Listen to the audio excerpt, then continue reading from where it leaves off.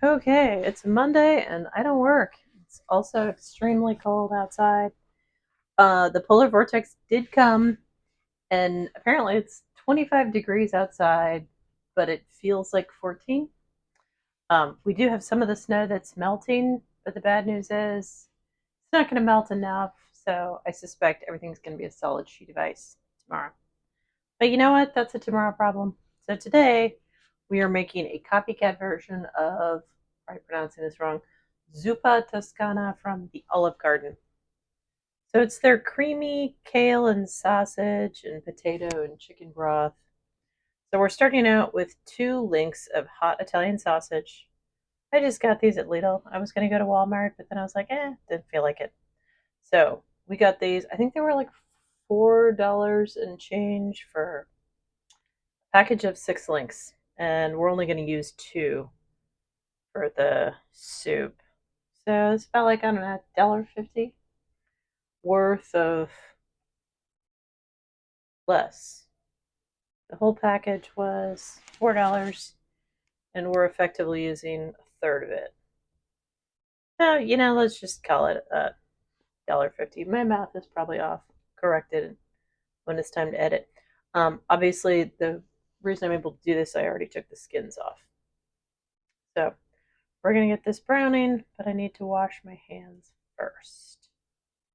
And this is technically a pantry cooking video and also fridge cooking video because the kale I got 2 weeks ago, cooked it up, and it's been sitting in my freezer. Okay, so we're going to turn this on to brown. Is that the correct one? Yes, that's the correct one. All right, so it's going to have sausage, kale. I don't need to add the chicken broth because it's already in here. This is from Lidl. This is basically like a knockoff of Soup Starter, and this is their potato version. I've already got 1 up of their 3-bean chili and 1 of the chicken noodle. So this is their potato version. They also have a broccoli and cheddar. It's not vegan. The only one that is vegan is actually the only one that's vegan or vegetarian is the 3-bean chili. The rest all have either milk or eggs or chicken or beef broth in them. So this one, unlike Soup Starter, which took, gosh, how long did it take? I think the Soup Starters took like at least an hour.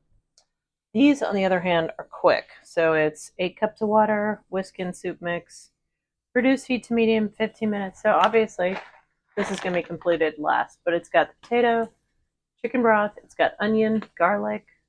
What else? There was a weird ingredient here. I was kind of like, huh? Why'd they put that in there? Coconut oil. And I think it is to give it enough fat to be palatable. So anyway, this is going to last. This is $3.25. So that's $1.50 worth of spicy Italian sausage. This is $3.25. The kale, I think I paid Hungry Harvest. Was it $3? I think it was $3. So that's about it. This is going in the garbage. And while that browns, we're going to cut up the kale that was cooked and in my freezer for a while. Where's my spoon rest? Here it is. So, partly because it's January and I always try and be a little more frugal in January, and partly because our pantry has been full to bursting lately, and so is our fridge and our freezer. So I'm trying to make a conscious effort. That's a weird smell.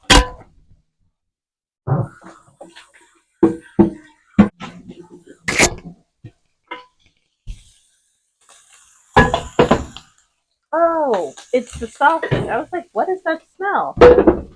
I'm dumb today. It's the smell of the sausage as it browns. Usually I just cook sausages, slice them up, and put them in spaghetti sauce. It's been a long time since I stood over a pan and smelled sausage brownie. So I think that's what threw me. Plus, this is way too hot. All right. We're going to slice up this kale. If you wanted, that's going to make me cough. If you wanted to reduce the cost of this dish even further, you could use curly kale instead of dinosaur kale, which is also called lacinato kale.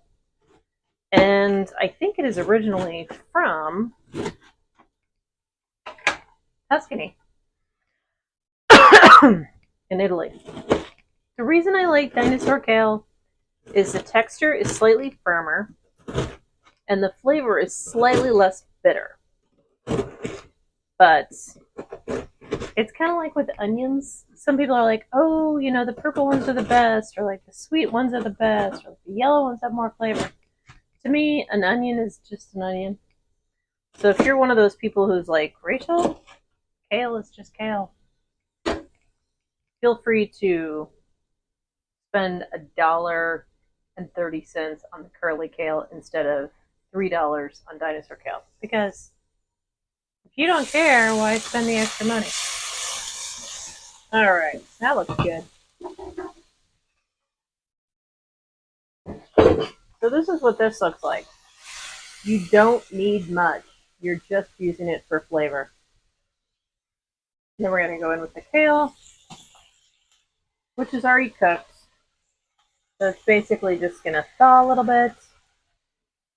And then once it's thawed, we're going to toss it in the soup pot.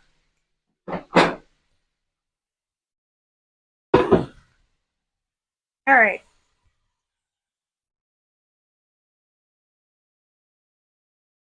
I am just busy spilling things everywhere. Definitely been an accident-prone day for me. I was making a pot of tea earlier and accidentally spilled boiling water all over myself. Luckily, but I spun it right away, and as far as I can tell, there's no real damage, so I got lucky. All right, back when it gets more exciting, hopefully not too exciting. Okay, we're back. Everything's wilting down nicely, as you can see, and we're about to put it in the soup pot because it's looking like this. Kale actually reduces a lot of water while it's cooking, and even now that we start off with a cooked product, it still released a lot. So we are now going to put the sausage and the kale in the big soup pot. We're going to scare up 8 cups of water. I think it's 8 cups of water.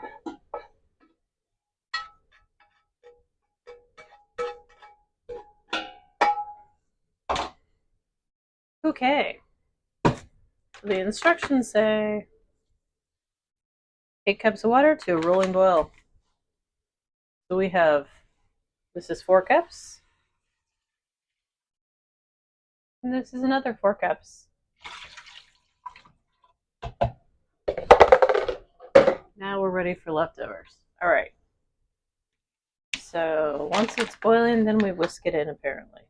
All right, so back when it gets more exciting. Okay, I think we've achieved rolling boil. Let's see if I can avoid burning myself again. All right, we have the soup mix and my twist whisk.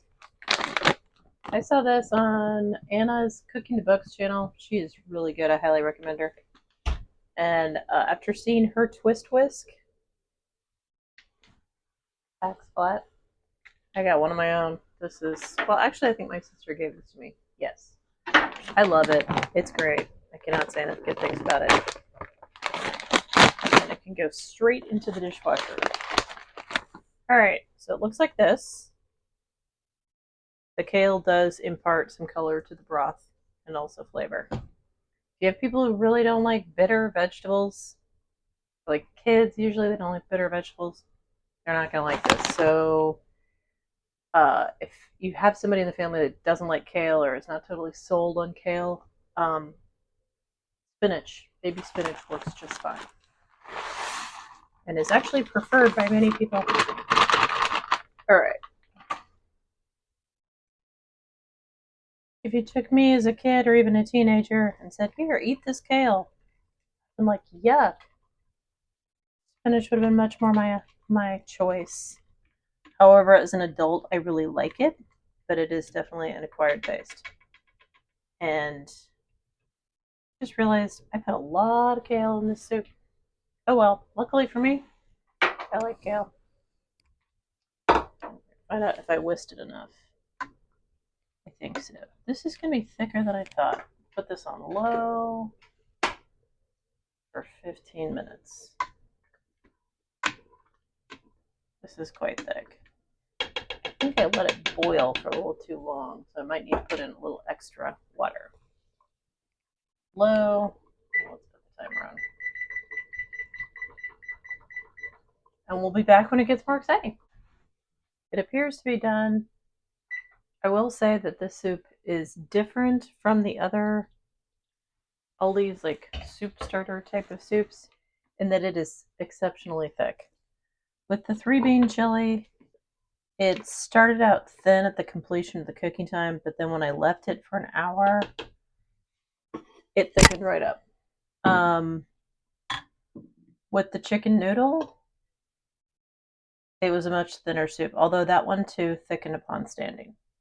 This, on the other hand, is quite thick. And it actually has like discernible potato chunks in it, and it smells delicious. I did end up adding, that's off, okay. I did end up adding another cup of water, and I'm glad I did. It would have been pretty, like almost like paste if I hadn't. With the copycat recipes of the Zuppa Toscana, I'm probably pronouncing that wrong, I apologize, that you find online, at the end is where they tell you go ahead and finish it with some heavy cream. However, I think the coconut oil that's added in the soup mix already accomplishes that task. So we're going to grab a thumbnail, and I'm not sure it even needs any toppings. I can't even think of what I would put on it. Oh, Parmesan cheese. Okay. So we're going to grab some Parmesan cheese and get a thumbnail, and we'll be right back.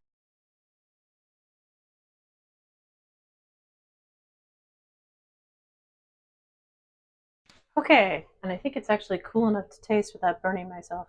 And I checked my hand again. I think I managed to like not sustain any kind of burn because it's not sensitive. There's no blisters. I think I lucked out. I burned when I burned myself earlier making a pot of tea. But I definitely don't want to burn my mouth on soup. I feel like you could use. I used a good kind of Parmesan. I get this from Hungry Harvest, but I feel like Kraft would be totally acceptable. I'm just using this because I have it on hand. And it doesn't take much. I mean, not even a tablespoon. Maybe a teaspoon. All right, enough blathering. Let me taste this.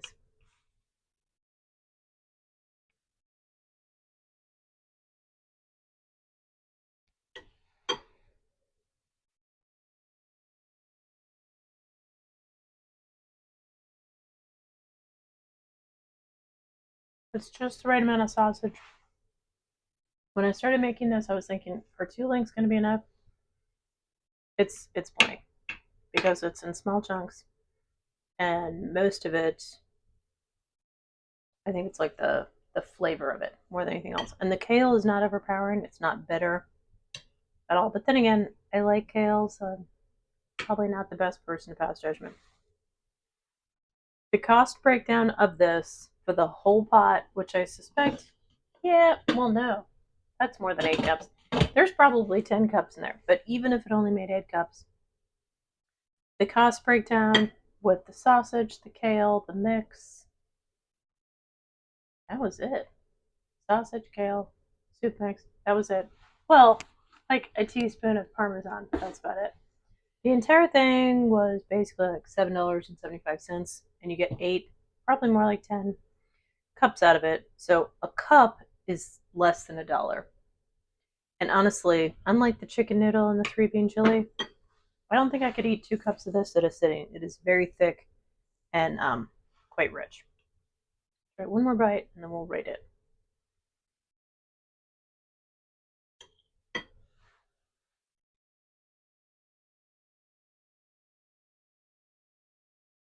I feel like it is both like and unlike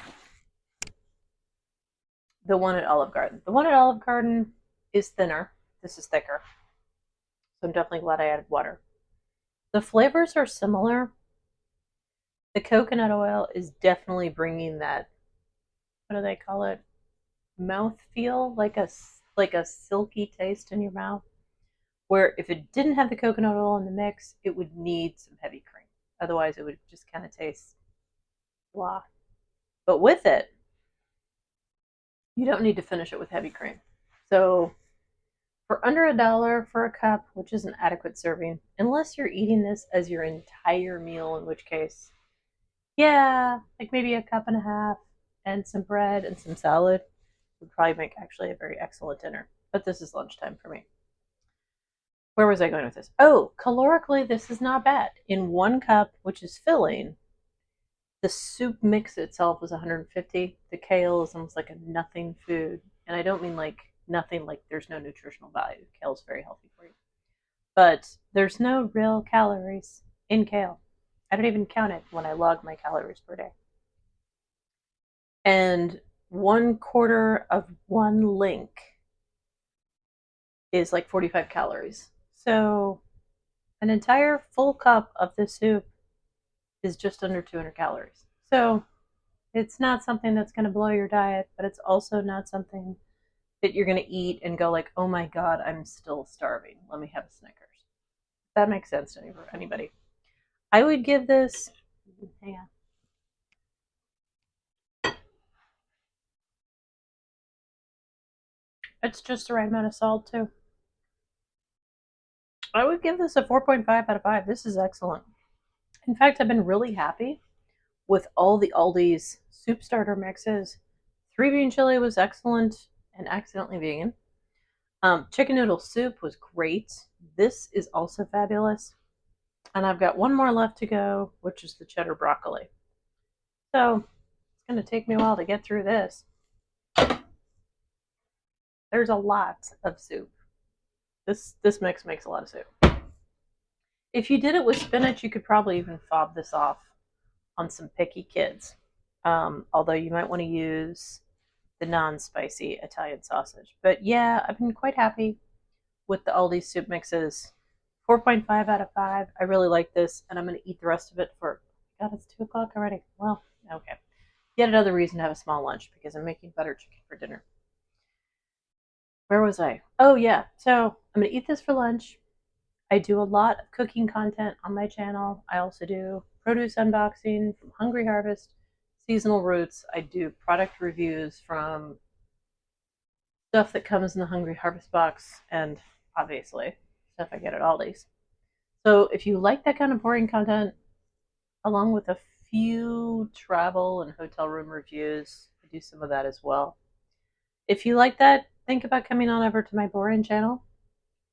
And that's about it. But think about like and subscribe.